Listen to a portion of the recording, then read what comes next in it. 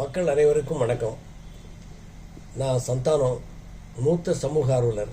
குரோம்பேட் பகுதியில் 50 ஆண்டுகளுக்கு மேலாக மக்கள் சேவையில் ஈடுபட்டு இருக்கிறேன். அந்த வகையில் இன்று ஒரு வீடியோவை மக்களுக்கு முன்னால் நாங்கள் காமிக்கிறோம். அந்த வீடியோ பாருங்கள், ரொம்ப வயிற்றுச்சலாக இருக்கும். வயிற்றுச்சல்லாம் கொஞ்சம் நஞ்சம் இல்லை. மகாகவி பாரதி சொல்லுவான், சொல்ல கொதிக்குதுடா நெஞ்சம், வெறும் சோற்றுக்கோ வந்தது இங்கு பஞ்சம்னுவான். வெறும் சோற்றுக்கோ வந்தது இங்கு பஞ்சம் அப்படின்ற மாதிரி ஒரு சாதாரண சாலை மக்கள் நடக்கக்கூடிய அளவில் இருக்காதா இந்த மாநகராட்சியில்? இந்த மாநகராட்சியில் கமிஷனரு, இன்ஜினியரு, எம்எல்ஏக்கள், மேயரு, துணை மேயர், கவுன்சிலர், ஜோனல் சேர்மன், அதிகாரிகள் இவ்வளோ பேர் இருந்தும் இந்த சாலை தாம்பரம் மாநகராட்சிக்கு உட்பட்ட அனைத்து சாலைகளும் படுமோசமாக இருக்குது. இந்த காட்சியை பாருங்கள், ரொம்ப வயிற்றுச்சலோடு சொல்கிறேன். வரி செலுத்தி விட்டு மாநகராட்சிக்கு சரியாக வரி செலுத்தி விட்டு எங்களுக்கு நடக்கிறதுக்கு சரியான சாலை இல்லை. குண்டும் குழியும்னு சொன்னால் அது சாதாரண சமாச்சாரம். பணியார குழி மாதிரி இருக்குது. அதுவும் மழை பெஞ்சுதுன்னா சொல்லி மாளாது. உதாரணமாக நாங்கள் சொல்லணும்னா ஒரு 5-6 ஸ்ட்ரீட்டு தயவு செய்து போய் பாருங்கள். நான் மிகைப்படுத்தல, அதிகாரிகள் தான் என்ன தான் பண்ணுறாங்கன்னு தெரியல. அதிகாரிகள் நடந்து போனோம். நான் சொல்கிற தெருக்கெல்லாம் நோட் பண்ணிக்கங்க. விவேகானந்தா ஸ்கூல் தெரு இருக்குது பார்த்தீங்களா, மகாதேவன் தெரு, state bank first cross street, அப்புறம் ஒர்க் ஷாப் ரோடு, அப்புறம் விஓசி ரோடு, இன்னும் எத்தனை சமாச்சாரங்கள். அதே மாதிரி ஹைவேஸ்னால மெயின்டைன் பண்ணுற சர்வீஸ் ரோடு அத்தனையும் படு மோசமாக குண்டும் குழியுமாக இருப்பதோடு இல்லாமல் அன்றாடம் ஏராளமான விபத்துக்கள். மக்கள் சகிச்சுக்கிறதுக்கு ஒரு எல்லை இருக்குது. நீங்கள் முன்னெச்சரிக்கை நடவடிக்கை என்ன முன்னெச்சரிக்கை நடவடிக்கை எடுத்துறீங்க சொல்ல முடியுமா? நான் கமிஷனரை கேட்குறேன், மேயரை கேட்குறேன், துணை மேயரை கேட்குறேன். நீங்கள் என்ன தான் பண்ணுறீங்க? வரி செலுத்தி விட்டு வயிற்றுச்சலோடு உட்காந்துருக்கணும். நாங்கள் எனக்கு அடிபட்டு காலில் அடிபட்டு இருக்கு. 2 வீலரில் போக முடியல. எல்லாம் ஒரே வழி பாதையில் எதிர வராங்க. அந்த அந்த அந்த குண்டும் குழியுமா இருக்கிறத அவாய்ட் பண்ணுறதுக்காக சைடில் போகிறாங்க, விபத்துக்கு உள்ளாராங்க. இது ஏன் மாநகராட்சிக்கு உணரல? அரசு என்ன சொல்கிறாங்க? முன்னெச்சரிக்கை நடவடிக்கை எடுத்திருக்கோன்றாங்க. என்ன முன்னெச்சரிக்கை இது? நீங்கள் முன்னெச்சரிக்கை நடவடிக்கை எடுத்திருந்தால் இந்த மாதிரி குண்டு குழியுமா இருக்குமா? நான் சாம்பிளுக்கு தான் 6-7 ஸ்ட்ரீட்டு சொன்னேன். நீங்கள் முழுதுமாக பார்த்தீங்களான்னா வயிறு எரியும். நாங்கள் வரி செலுத்திட்டு சும்மா போக முடியுமா? உங்களை தட்டி கேட்கறதுக்கு தான் இருக்கும். கவுன்சிலர்கள்லாம் என்ன பண்ணுறாங்க? அவங்களாம் இதெல்லாம் கேட்க வேண்டாமா? எல்லாத்தையும் சகிச்சுன்னு போனோமா?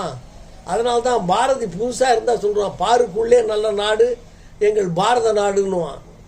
ஆனால் நான் இதை பற்றி புது கவிதை எழுதணும். இந்த மாதிரி ஒரு மோசமான குரோம்பேட் சாலைகளில் மக்கள் வசிப்பதற்கு லாயக்கில்லாத நகராட்சிக்கு இல்லை இடம். இது ரொம்ப கொடுமையானது, கொடுமையிலும் கொடுமை.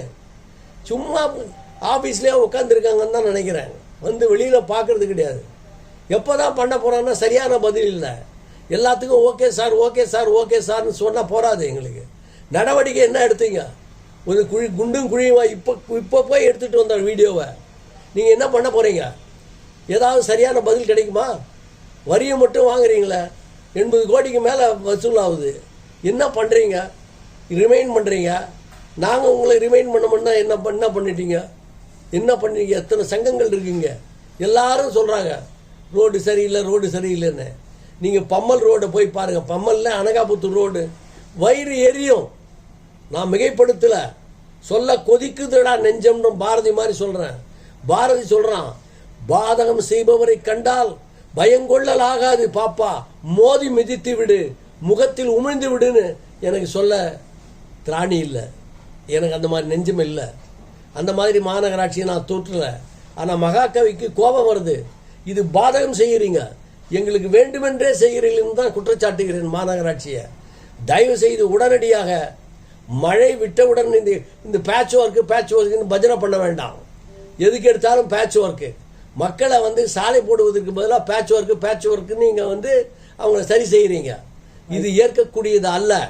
அதே மாதிரி ராயப்பேட்டை ஹை ரோட்டில் அந்த ஸ்கூல் பசங்க நடந்து போகிற இடம், அந்த இடம் பாருங்கள், அந்த காட்சியை பாருங்கள், அவ்வளோ வைத்தரிசலாக இருக்கும். என்னதான் பண்ணுறாங்க? கவுன்சிலரை கேட்டால் ஜோனலை கேளுங்க, ஜோனலை கேட்டால் நீங்கள் மேயரை கேளுங்க, மேயரை கேட்டால் துணை மேயர், அப்புறம் கமிஷனர் என்ன செய்கிறாரு? நீங்கள் வசூல் முள்ள மட்டும் குறியாக இருக்கீங்களே, இந்த சாலையை போடுறதுக்கு உங்களால் முடியாதா? ஒரு ஓவர் நைட்டில் எத்தனை இடம் பண்ணலாம்? என்ன கான்ட்ராக்ட் கொடுக்குறீங்க? அதனால் பாதகம் செய்பவரை கண்டால் பயங்கொள்ளலாகாது பாப்பா, மோதி மிதித்து விடு. எங்களுக்கு அந்த மாதிரி பாரதி சொன்ன மாதிரி செய்யறதுக்கு ஆசை தான், ஆனால் செய்ய மாட்டோம். அந்த தைரியம் தான் உங்களுக்கெல்லாம். நாங்கள்லாம் போராட மாட்டோம், வீதியில் போராட மாட்டோம், எல்லாம் சகிச்சுப்போன்ற ஒரு எண்ணம்.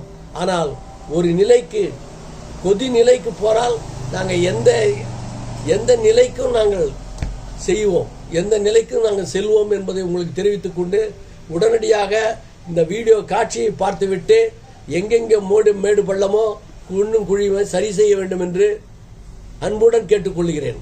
எங்களை போராட வைக்காதீங்க. போராடுறதுக்கு எங்களுக்கு இஷ்டம் இல்லை, இருந்தாலும் சொல்ல வேண்டிய கடமை. போராட தயவு செய்து வைக்காதீங்க, மக்களை தூண்டி விடுவீர்கள். முதல்வர் சொல்லியிருக்காரு முன்னெச்சரிக்கை நடவடிக்கை எல்லாம் எடுத்துட்டேன்னு. ஆனால் தாம்பரம் மாநகராட்சியை பொறுத்தவரை எந்த முன்னெச்சரிக்கை நடவடிக்கையும் எடுக்கவில்லை என்பதுதான் என்னுடைய உறுதியான குற்றச்சாட்டு. தயவு செய்து உடனடியாக நடவடிக்கை எடுக்குமாறு அன்புடனும் பணிவுடனும் கேட்டுக்கொள்கிறேன். கோபப்படுத்தாதீங்க, போராட வைக்காதீங்க.